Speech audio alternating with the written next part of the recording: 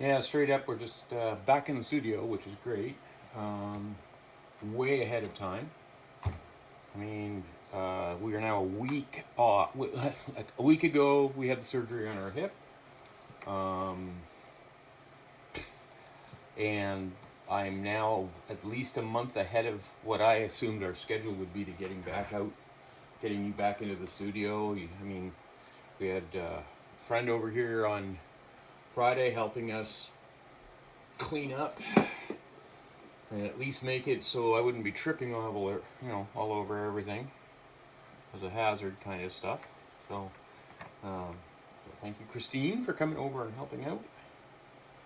So today I'm just repairing Carol's gauntlets so that she can get back out on the field here real quick. Pretty simple, really. Just big, appropriate size stuff. All right.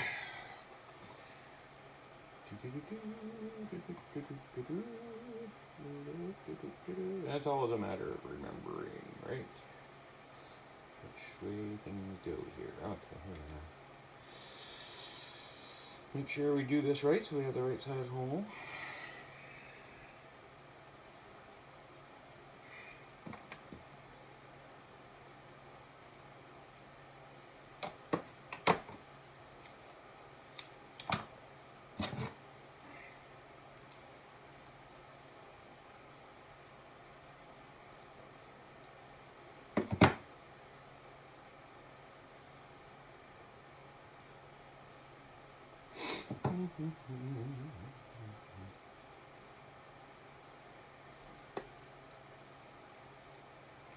So just punching holes in here so that the strap will fit in. This is an old demi gauntlet. One of my favorite patterns. Really kind of simple. 20 years of doing this one. This will go through here and then it just loops through the back of the wrist. So back through here, then once you get to this point, it loops through to the thumb. So that's our thumb with our thumb guard, and then it just buckles over on this side. So pretty straightforward, pretty simple. I'm not even gonna dye this in situ. I am only using the really simple little, there we go. These simple little guys, just pop rivets. No, not pop rivets, sorry, just the little candy sucker. Where's the camera? There. So that's the guys I'm using right there. Pretty simple. Let's see if I've got the right heads for them though. It's been so long since I've been down here, I have no idea where everything is. Those are all the big heads. I want little guys. Where are my little guys? Hold on. Please don't tell me I've used them all up. Oh, there they are. Yeah, they had to be here somewhere. Yeah. The right size? No, those aren't the right size either. I'm gonna cry. I tried to get set up before everybody came on. Of course, I failed miserably. Okay, nothing in the repair kit. Of course there isn't. What the hell's jamming? There they are. Old tackle boxes are your best bet for repair kits, okay? Metal ones. You can find them. Oh, for Pete's sakes.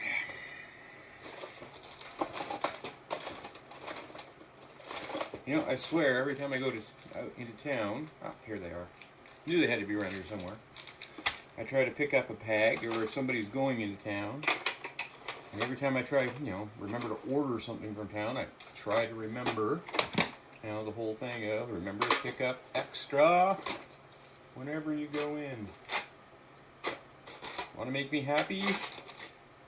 Spend time in the studio with me. Bring me rivets. I work for rivets.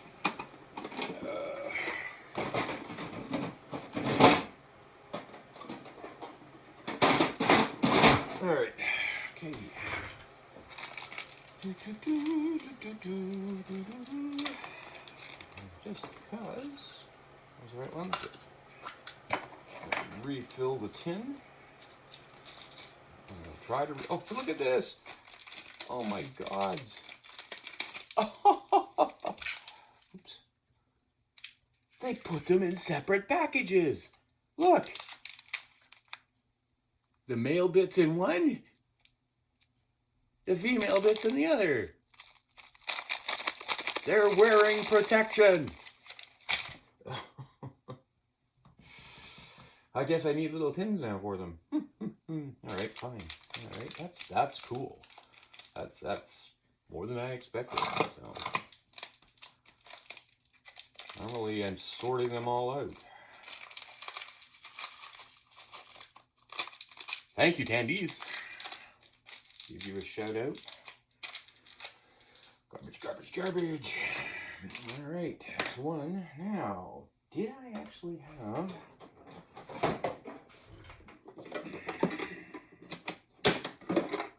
Just looking to see if I can kind of read up.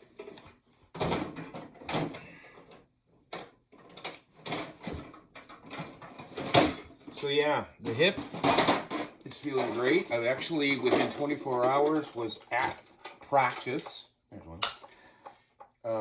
Now, I'm not putting armor on or anything like that. I'm just in soft kit and, you know, doing a little bit of teaching on the floor, doing movement, walking exercises, of course.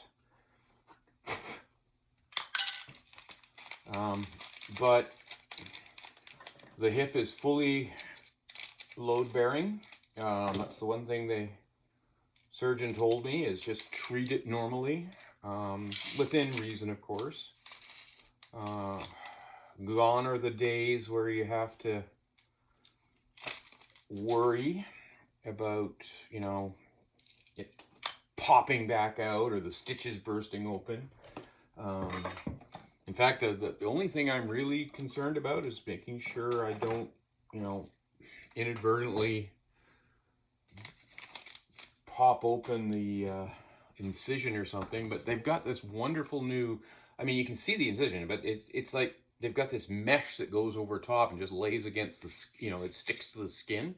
And so there's not even any staples or sutures that you can visibly see. The skin is just smooth, and you see the scar area, which is, you know, where they cut, right? It looks great. It absolutely looks fabulous, and totally shocked, I think, with the whole thing. All right, let's pull the beastie over here. See it? Can I bring it over far enough? Yeah, there we go. Okay. So, like I said, I'm just going to daub this after. I'm not going to worry about changing the color on it. I'll probably just wax it. The other one is just natural color as well, so just stained with over time.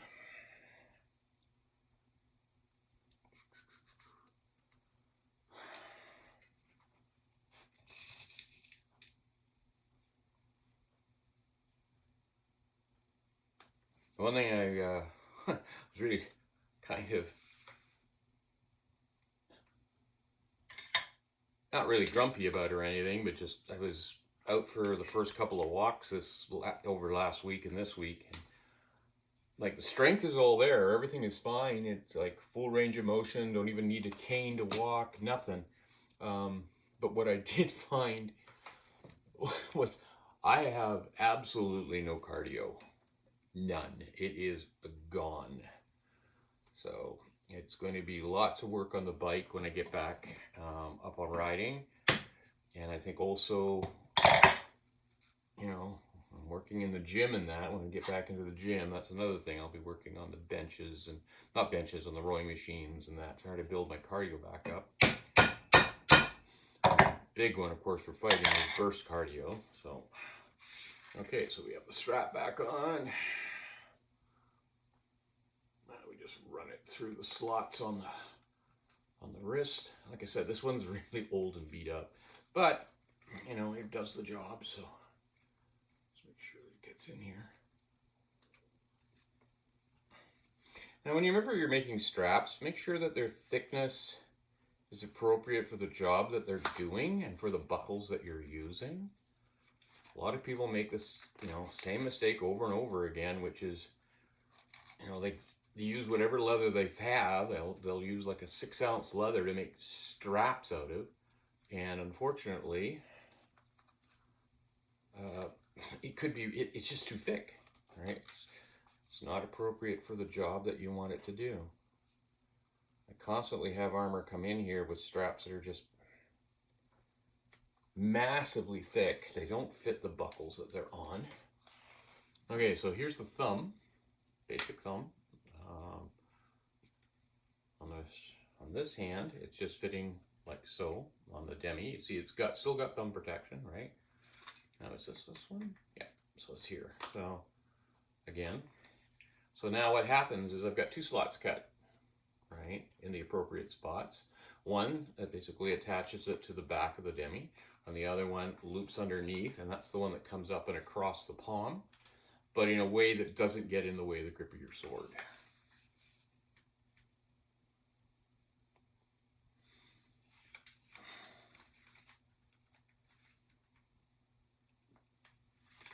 There we go. So keeps the thumb in the position, right?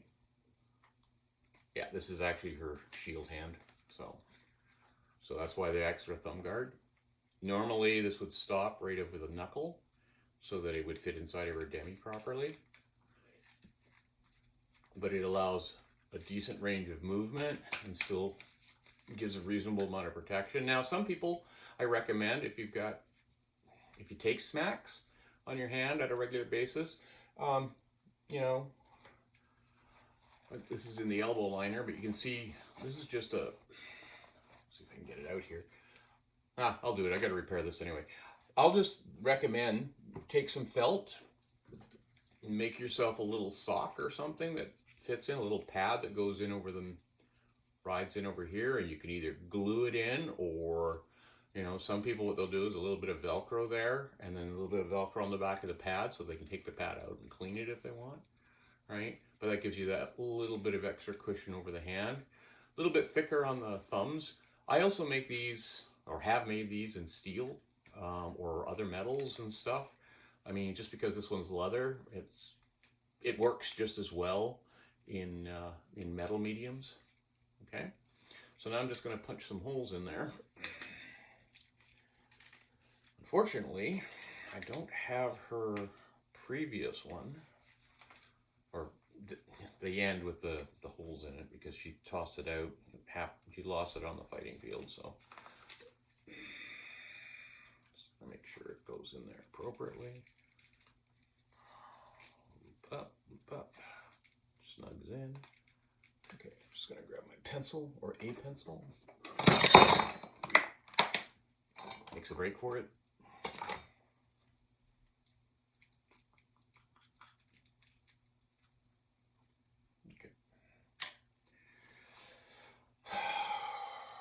The nice thing about these repairs is you can do them right at an event.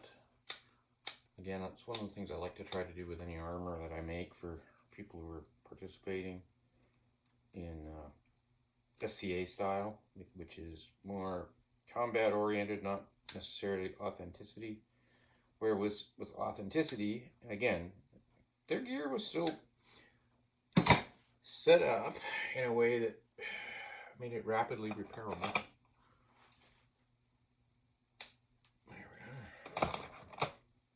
So I also usually cut a taper or something that makes it easier to, when you've got fumbly fingers and you've been fighting, so that you can get it into your buckles.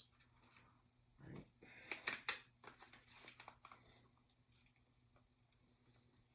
There we go. Now this one's a little long. She'll cut it to the length she wants. That's it. Now again, this is behind her shield. So the thumb guard gives her that extra bit of protection over the tip of her thumb.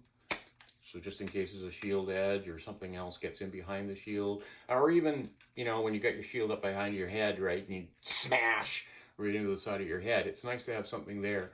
I mean, my nails are black by choice. You don't necessarily want to have them bruised, right?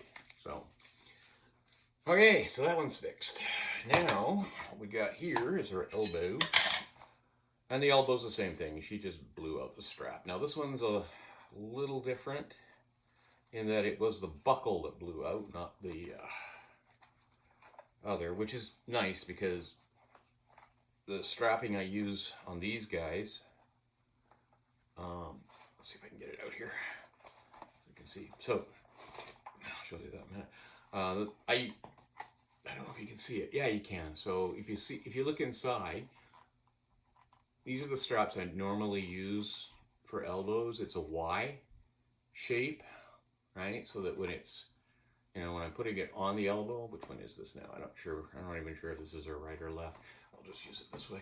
So what happens is when I put my elbow on and this comes over, it actually snugs onto the elbow a little more securely, right?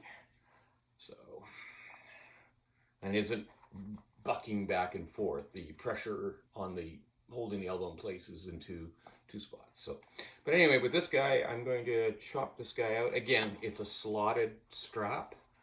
You can see him here. I'm just going to snip and go.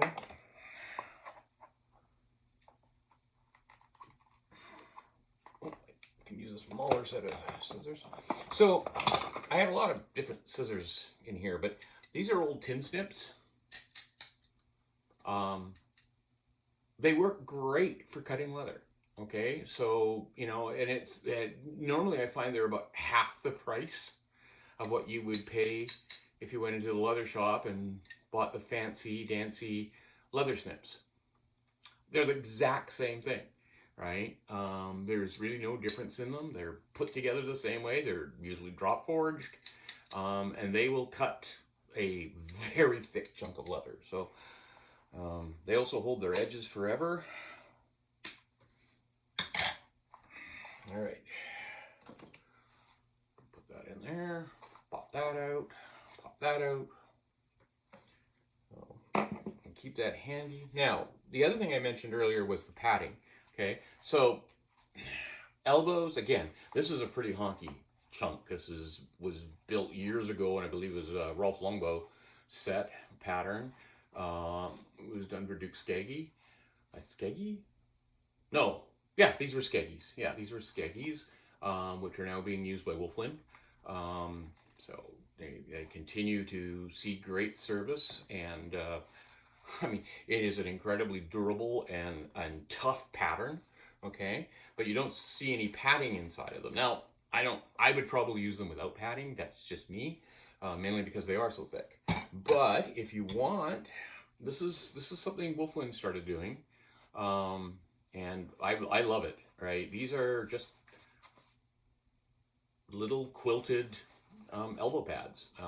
There's just a little bit of bunting or whatever you want to call it, padding, natural fiber fat padding that's been put in there, and then they've just been quilted, and then they're set up in such a way that the straps just go through these two little loops, okay, two little holes you see here and here. And the beauty of them is that if they get ooky and soiled, you just throw them in the wash, clean them up, right? And she does them. It's like wearing a mini gamazon on your elbow, okay? So she has them for we do them for elbows, we do them for forearms, for leggings, right? Necks. So underneath our dog collars and that, or gorgets, right? We'll have them, right? And of course we started with the just with the little padded beanies that we wear inside of our helmets. Same thing, right? It's just, in fact, this is actually, the first time I looked at it, I went, it's just a little kid's beanie, right? You can just see it, right? Sort of, it's not me anyway. But that's where the idea came from, was from the beanies. And we just went from there. The beauty of it, like I said, is that it's better than foam. It sucks up sweat. It gives you that little bit of extra padding. You can custom design it for any part. You can actually make, like, if you want to, you can make little padded backs and that for your demi-gauntlets or whatever, right? They're great. They're washable. They're machine washable. And anybody with access to a sewing machine, the patterns are that simple. I mean, if you can do leather patterns, you can do this, right? It's that easy. So, okay, back to this one. We're putting a buckle in here. So we're gonna get up into here and grab one because, again, it got lost. So my lifetime supply, well, near lifetime supply, and Tandy's went out of. So, Tandy's, if you want to make my life better, bring these buckles back. These were the best little buckles for things like demi-gauntlets and elbows and everything else you guys ever made. And nothing you've made since or brought in since has been a quarter as good as these are. So, center bar buckle, right? 1508-00. That's the number on them. So 3/8 of an inch nickel plate. Can't find them anywhere else. You were the only guys that were bringing them in, at least on this continent. So they're beautiful. I love them. And when I found out you guys were not carrying them anymore, I bought every one in Canada. I did, really. I did. I basically brought them in from every Tandy store in Canada, and they all sit in my drawers now. So if you're wondering where they all went. All right. So now we're going to do this the right way so that I don't screw it up. Making sure I've got the right one. Now, the way I normally do this, okay, I figure out how long a piece or how long a buckle I'm going to want. I'm going to toss the old one. I did have it here, just 2 seconds. There it is. All right, that's the broken one. Oops, we're going to figure this out. 1, 2, and then around for 3. All right.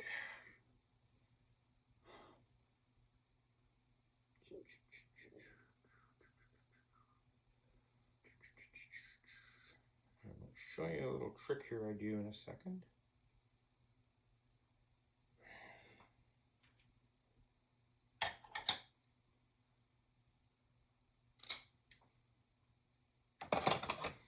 So quite normally, when I'm down here on a regular basis, I try to keep everything pretty tidy.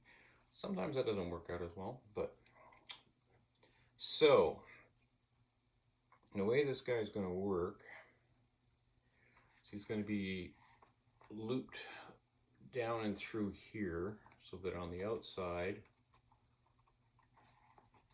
it just looks like that. Okay, so what I've done is basically, you can see there's the 2 slots there and there. So 2 slots. So I'm pushing this through, and I'm going to push this through. This is going to be a little bit of an exercise because I got to get in there. But you can see how it sits nice and flush. There's no outside rivets, no stitching, just the strap. So on the inside, you can see there's my two pieces. I'm going to drag it back out here again and sort of talk about what I'm going to do. So pulling it back out, okay, what I'm going to want, I want this to be long enough so that the strap comes across and the buckle is easy to reach, and you can pull and cinch it whatever way you want without having to fuss down deep inside of the,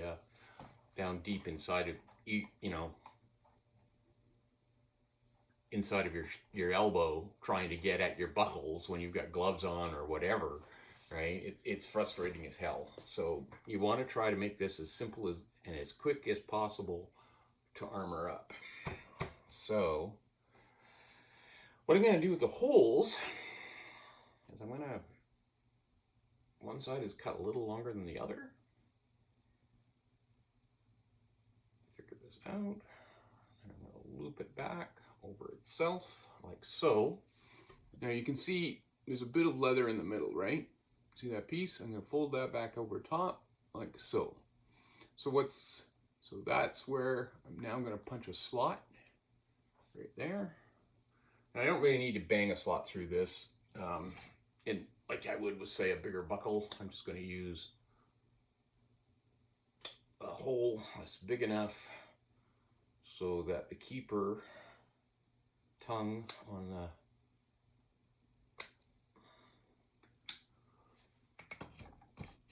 on the buckle is going to fit it. Okay.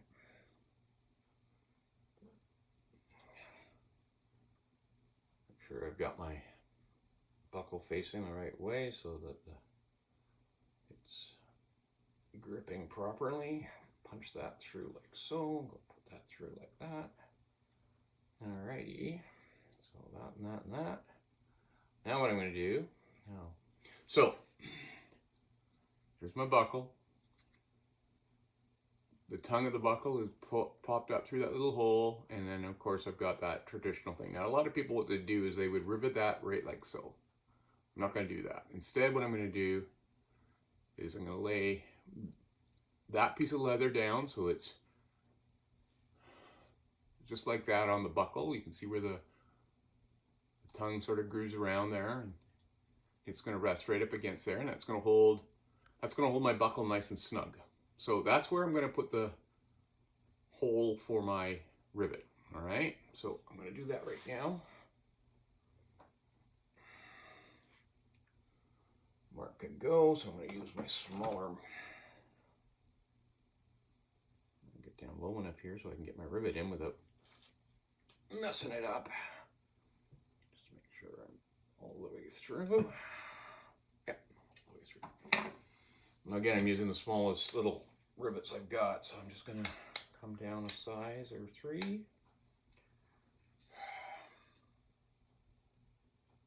Yeah. Remember, as you're doing this, don't rivet it before you put it on the elbow. Why, you may ask? Well, because you've got to put it all the way through yet. So, we're all set up.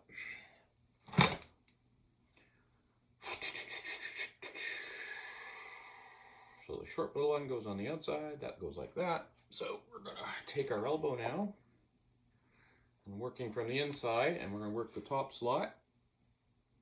I'm going to go through the top slot, through my bottom slot, through, get this guy out of my way. Make sure I'm all in position.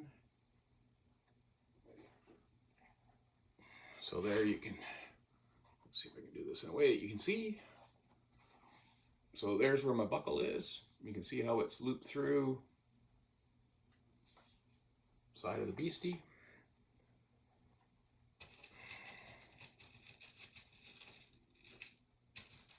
Get my fingers to work so I can grab one of these little tiny rivets.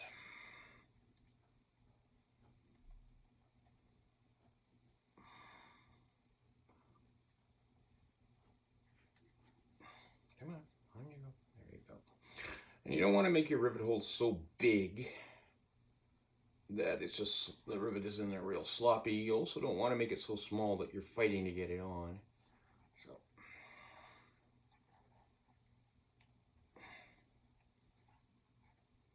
Now again, if you want to dye these things before you put them on, dye them before you rivet them. Okay, or even punch your hole. Well, no, punch your holes and everything else first, and then you can rivet after. Now the other reason I like to make this nice and long, or fairly long, as you can see here, all right, is so that I can actually get at it on the horn of the anvil here. Let's see here, which way do I gotta go? Gotta go this way.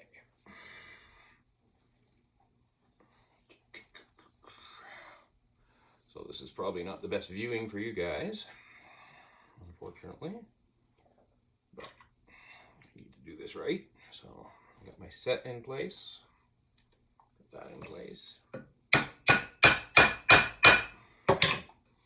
Rivet is down, rivet is flat.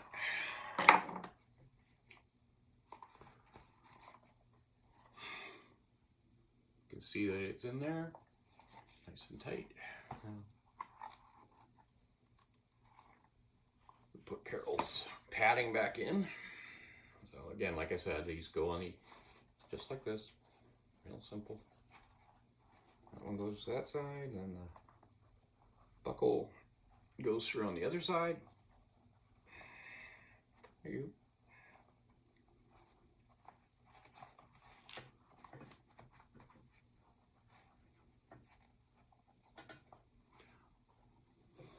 can see that's all in place.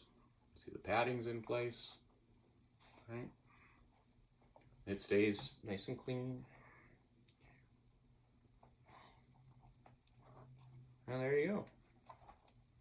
All done.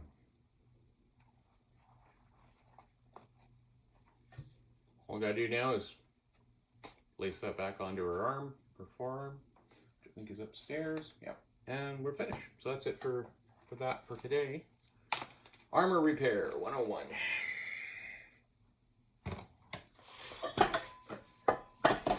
So for the next while, I guess, mostly we're going to be doing armor repairs and some rudimentary things while I get used to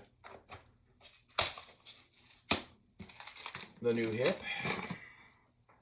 Also, hopefully, as the weather gets better, we'll be getting out into the forge area and starting some work out there. The other thing we're going to be working on is, well, there's a couple little surprises we've got in the works. Things I haven't actually tried before, so it's going to be kind of neat. But like I said, it wouldn't be a surprise if I told you all about them right now. So anyway, that's it from here for now. So take care, guys.